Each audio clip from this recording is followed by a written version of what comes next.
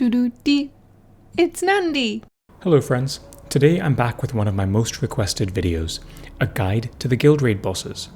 As many of you know, guild raids are currently the most rewarding game mode in the game.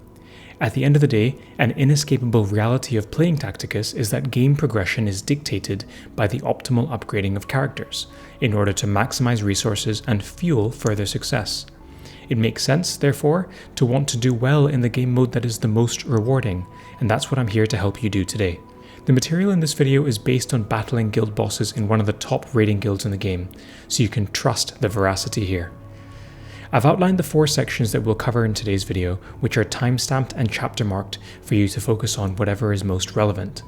In addition, I have a few codes and raffle things to give away. At the end of this video, I have my referral code, which you can use to earn yourself 100 Blackstone. I also have another code that you can use to enter Snowprint's Gleam giveaway and earn yourself raffle tickets for real life and virtual merchandise. Alright, let's go. Before we get into the nitty gritty, it's worth drawing some lines in the sand and explaining what I will and won't cover in this video. I'll go over all the current raid bosses, demonstrate their active and passive abilities with gameplay footage, share some tips for success, and the recommended characters for the bosses. This video won't be a detailed turn-by-turn guide on character positioning, and it won't cover boss primes. I won't go through the abilities that are best to upgrade, but I've already done a separate video on that, and I'll link to that in the video description for your perusal. If you're interested in things like the data and stats for the bosses, I won't cover that here, but I'll leave a link to my friend Tawin's Discord, where he has an excellent spreadsheet resource for use. We'll start with the Necron boss, the Silent King Szarekh. For each boss, I've created an infographic like this which walks you through the character on a superficial level. For each boss, I've highlighted the active or passive ability that is either the most dangerous or most mechanically important for the battle. On the bottom right, you can see the benefits of killing both primes, and underneath that you can see a non-exhaustive list of the best characters to bring. We can look at everything in turn, including some gameplay footage.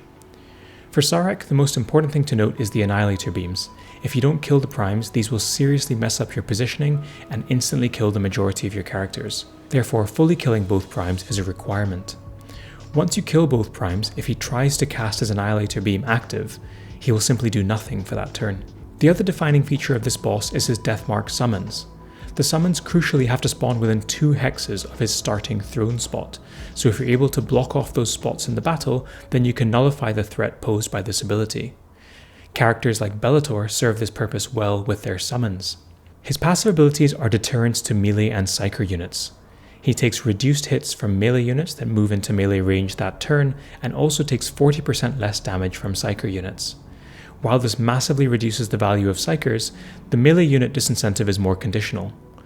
To explain, if you can pin him in place with summons, like Bellator can, then you actually only suffer the negative effects of the obeisance generator once. I've also got some pretty neat information from the developers regarding Sarekh's first turn. Essentially, if you can get Szarekh off his throne, then you can do much more damage, surround him much more easily, and gain the benefits of high ground. There isn't a guaranteed method of doing this, but putting a unit on barbed wire increases its value for the AI to come down and attack it. There is, however, still an element of randomness in the code, which is why the results aren't always the same. Putting these lessons together, you can find characters that are particularly good here. Now, obviously this list isn't exhaustive, but the principles are the same. You want high damage, ranged damage dealers who retain their value even if the boss doesn't come off his throne. Bear in mind that Szarekh is a mechanical unit, so Rivas gets additional bonus damage here. Calgar is excellent because he not only doubles as a damage buffer, but his active can kill the summoned death marks quickly and salvage a difficult run. If you don't have really high level characters, then Bellator or Yarrick are reasonable options to keep his summons distracted while you focus on the boss. The next boss we'll cover is Ghazghkull, the Prophet of Gork and Mork. It is appropriate that the defining mechanic for this boss retains his namesake. This mechanic, Prophet of Gork and Mork, was introduced as a means of combating summoners and essentially penalizes you after you make a certain number of attacks. After you reach this threshold, then any subsequent attack incurs a 90% damage reduction and is visualized in the game by the shield that pops over Ghazghkull's character.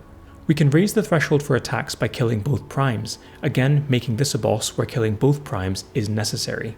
The other thing to note about Ghazghkull is that his turn order is fixed. He will always begin with his charge attack, followed by his area of effect ranged gun attack, and then he summons. You can play your movements and positioning accordingly, knowing that you don't really have any fear of retribution for those first few turns as long as you can position out of his area of effect attacks. Ghazghkull summons Storm Boys based on the amount of units that you have on the map, disincentivizing you from making lots of summons in those initial runs. However, the cool thing about the Storm Boys is that they have a 30% chance for their rockets to malfunction when they move 3 or more hexes, and this causes them to die. Position yourself in the corner of the map in order to maximize the number of these potential malfunctions for the summoning round. You can summon your own units after the Storm Boys have come along, and in fact doing so can sometimes mess up Ghazghkull's positioning, causing him to no longer do his area of effect charge attack. This lets you pound on him for a few uninterrupted turns. Finally, Ghazghkull's passive, Proper Killie, causes him to go after the highest HP target in your team. You can use this knowledge to bait him and his positioning accordingly. The recommended characters here are again high damage ranged damage dealers who have the mobility to keep up with Ghazghkull and is constantly changing positions. Rayvas is a reasonable option and benefits from extra damage because Ghazghkull is a mechanical boss. Ulf is another good character here. His passive hits Ghazghkull every turn he uses an ability and is also an excellent defensive tool against the Storm Boys. Next we have Mortarion, who is the newest guild boss and Primarch of the Death Guard faction. Mortarion is easily the hardest boss we have in the game at the moment, and everything he does is pretty lethal. Again, continuing the theme as previous, we want to kill both primes to give ourselves the best chance of success. However, this time I say that with a little asterisk, and I'll come back to killing the primes later on. Much like Ghazghkull, there is some predictability in his turn order. Mortarion always seems to open with his Lantern ability, which lays down a suppressive miasma before attacking the affected hexes on the following turn. He uses one of his other abilities for a turn, and then it cycles back to the miasma. He has 2 effects and mechanics that you want to be particularly mindful of. The first is Arch Contaminator. Here, Mortarion does massive damage to enemy units that start the turn in melee range. This passive single-handedly neuters any melee units you might even think about bringing. The second mechanic is Revoltingly Resilient. This mechanic exponentially reduces damage that comes from multiple hits, effectively countering conventional raid strategy, and I'll go more into this in another section. The key to success on this boss is twofold. Firstly, you want to get him onto the low ground if at all possible. When you attack a target that is on the low ground, then you get a 50% damage increase, and for a boss that is as difficult as Mortarion, you'll need all the help you can get. You can facilitate this by doing 2 things. You'll recall the asterisks I placed when talking about killing the primes. Depending on the map, you can leave Mortarion with an extra hex of movement. That means not completely killing the primes, so that you can bait Mortarion to the low ground. Once he is there, you'll need to keep him in place, and this is best achieved through Aleph Null. Aleph Null's scarabs have a unique swarm effect that means they require 5 hits in order to be defeated. Mortarion's Arch Contaminator isn't able to do this, and therefore the summons will survive, potentially replicate, and keep him on the low ground for the rest of your units to enjoy. The recommended characters reflect this strategy. You get Mortarion to the low ground, pin him in place with Aleph Null, and then get your ranged damage dealers to hurt him from the high ground. This boss isn't easy, but these tips will give you a good footing. The final section is a combined look at the Tyranids. Broadly speaking, the Hive Tyrant and Turvagon require the same strategy and approach, so I've combined them together.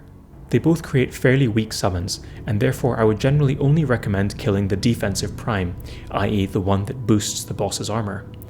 Without showing disrespect, the Tyranid bosses were the first to come to the game, and are accordingly the easiest.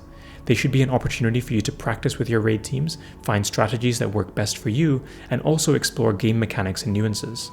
For example, the Tyranid maps often have a lot of difference in elevation, and this can be an opportunity for you to play around with high ground positioning for that extra 50% damage boost.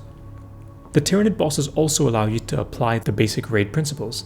Namely, the key to success is to combine multiple hits with characters that provide damage boosts. Bellator is an excellent example of somebody who has low damage but multiple hits, and when combined with Eldryon for this boss can deal massive amounts of damage. Summoners also have a lot of value because the bosses here don't have any anti-summon mechanics, so you can flood the field with your units and further benefit from things like Eldryon's passive. The only other thing to note for the Tyranid is that there is a particular hive fleet, Kronos, that has a passive ability that damages Psyker units. Be mindful of this when you're attacking in case you accidentally manage to kill your Eldryon off. I've included a list of characters that are good here, but don't worry too much about that. As long as you apply the principles of multi-hitters and damage buffs, you will do well here, and is an opportunity for you to test and refine your raid teams. You'll note that I haven't included Eldryon in any of the recommended sections for each of the bosses. That's not necessarily because Eldryon isn't good. In fact, it's the opposite. Eldryon's the strongest raid character in the game, and I felt a little bit redundant. But if you're a newer player, please bring your Eldryon as high as you can bring him, and you will not regret it. That's all for the main bit of the video, but feel free to stick around for some codes and raffle tickets if you're interested. If you're a newer player, you can enter my Refer a Friend code on screen and earn yourself 100 Blackstone. It goes a long way in supporting me, but it's a single-use thing, so choose carefully in terms of who you choose to support. Snowprint are currently running a giveaway through Gleam, where you can earn raffle tickets as a chance to win in-game currency as well as real-life merchandise.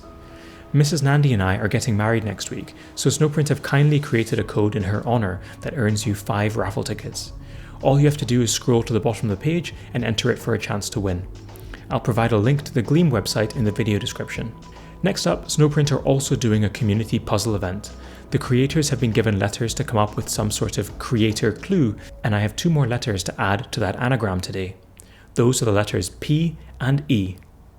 That's all for now, folks. Please let me know in the comments if this sort of thing is useful, and if you'd like me to cover any particular content in future. Bye! Doo-doo-dee. It's Nandi!